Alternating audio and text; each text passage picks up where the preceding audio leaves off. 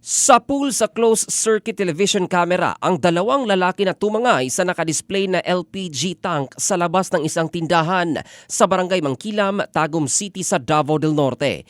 Batay sa video footage, makikitang pinagplanuhang maigi ng dalawang mamang ito kung paano masikwat ang tangke nang hindi malalaman ng bantay na sa loob. Makailang beses na pabalik-balik ang nakamotorsiklo habang ang kasama naman ito ay nagbibigay ng signal. Nang makakita ng tiempo ay dali-daling binuhat ang LPG tank at mabilis pa sa 4:00 sumakay sa motorsiklo at tumakas ang dalawa. Ayon sa may-ari ng tindahan na si Glenn Joseph Estrada, nakaligtaan ng kanyang tindera na kadinahan ang mga tangke sa labas.